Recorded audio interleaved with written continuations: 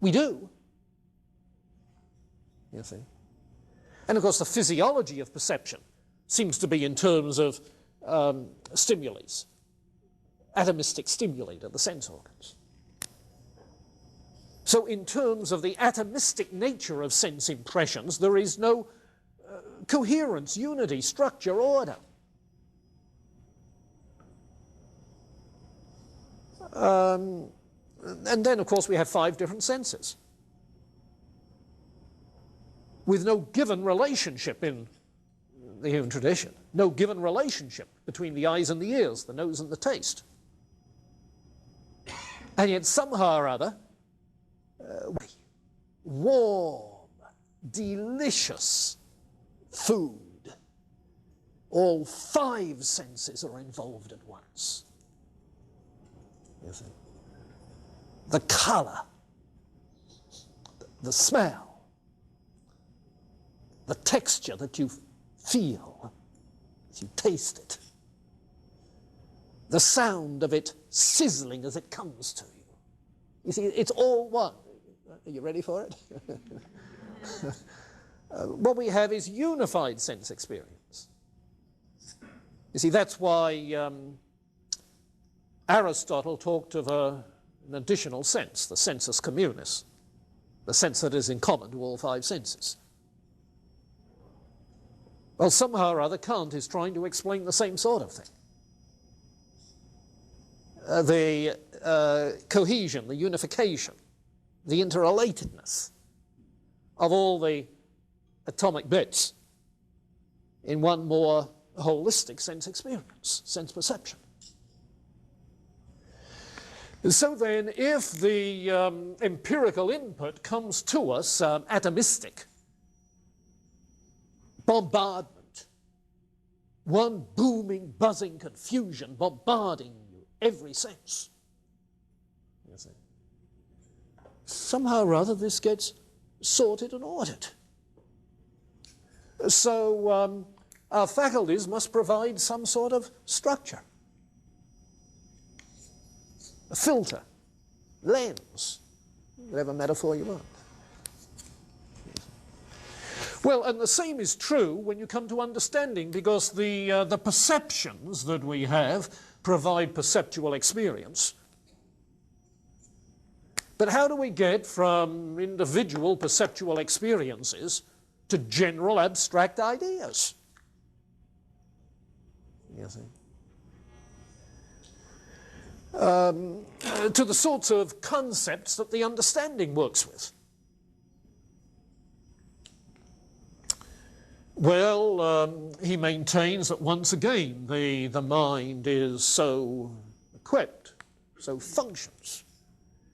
Remember that Hume had talked of the soul, the mind's proclivities. You see, and the Scottish realists, the mind's proclivities. Well, Kant is thinking that way too. He talks of faculties. But the mind has the capacity to provide structural principles that enable us to conceptualize what is going on in the world of perceptual experience. And what the understanding does then is to formulate judgments about perceptual experience. Different kinds of judgments, different categories of judgments. So you formulate causal judgments. Yeah. You make quantitative judgments. That is to say, is everything like this or just some things?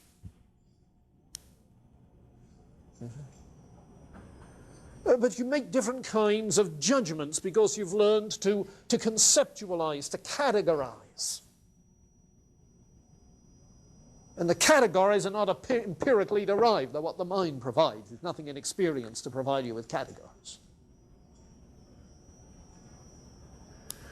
And again, if the notion of categories seems new, it ain't. Remember, Aristotle had his categories: substance, quality, etc. 10 categories of thought, 10 categories of being, you see, corresponding to each other. Categories are simply ways in which we think. So that the mind is not just a random thinker, but it's a channeled thinker. We think along certain given channels. This is the way we're made. It's not only the Newtonian world of physics that is ordered, it's the mental world that is ordered. In fact, the order is transferred by Kant to the mental world, because it turns out that these categories are really Newton's categories, Newton's concepts. So the structure of the Newtonian universe is a structure we have given to it. Whether that's the way it is there in itself, we don't know. You see, we've structured the world that way. We talk of it in terms of space, time, cause, effect, matter, substance. There are categories. You see. So he's working with this Cartesian framework, but instead of the mind being passive in the whole business, as it was for Locke, the mind is the active contributor. You see? It's the mind that structures experience and thought. It's the mind that creates its own meaningful world. Whether the world as it is in itself is meaningful, we don't know. But by the time we experience it and think about it, it's at least meaningful to us. That's why science is possible. What science is talking about is the world as we experience it. The phenomenal world. Not necessarily the world as it is in itself, the noumenal world. Okay, now that's intended to tie in this new step today to what we were talking about last Friday. Does that do it? Okay. Questions? Comments? Before we look at it in more particulars. Ryan? The categories which we have in our minds that have given us this Newtonian outlook through which we can process the sense data and categorize in this way, would Kant say that these are universal and that we're born with them? Yeah. Does it later get developed that they might be learned or cultural? Well, you see, it is these forms and categories that he says are a priori. And a priori for him means that they're universal. They're not just cultural. They're universal and they are necessary. That is to say, we cannot think otherwise. There's a logical necessity to it. So that simply explains why it is that everybody sees things alike. Yeah. Differences of individual experience don't change the fact that we all have spatial experience. We all think in causal categories. That's always there. Can't avoid it. Why couldn't Hume avoid it? Here you are. You can't avoid it. Okay. David?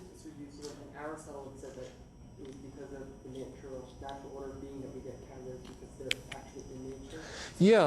Yeah, that's a good point to make. That whereas the categories for Kant are simply categories of thought, for Aristotle, they are categories of reality as well as categories of thought.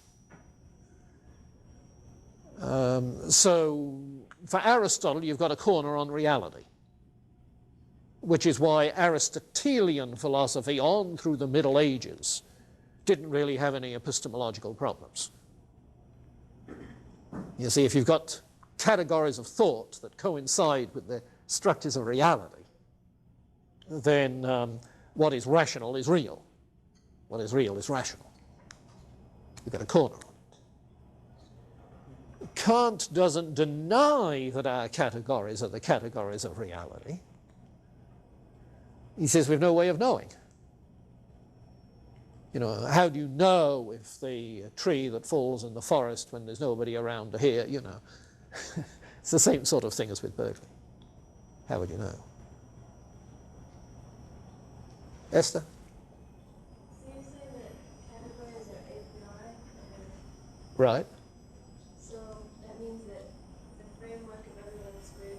Is the same. Okay, then, like if you think of Euclidean and non-Euclidean geometry. Yep. You've got both of them represent models of Yeah. the world. Yeah. But yet they're very, very different. So how would Kant respond? Well, I think he'd be surprised that there were non-Euclidean geometries. I think that would be his first response, because non-Euclidean geometry is a product of what, late 19th century? I think I'm right in that. Lobachevskian, Riemannian geometry, which differ from Euclidean in that the fifth postulate is different. Euclid's fifth postulate, you remember, that parallel straight lines never meet? Well, in non-Euclidean geometries, they either converge or diverge. And as a result, you get all sorts of queer, by Euclidean standards, results that are far more useful than Euclidean geometry when it comes to vast reaches of outer space. You see? So non-Euclidean geometry does have its use when you're dealing with what's called the curvature of space.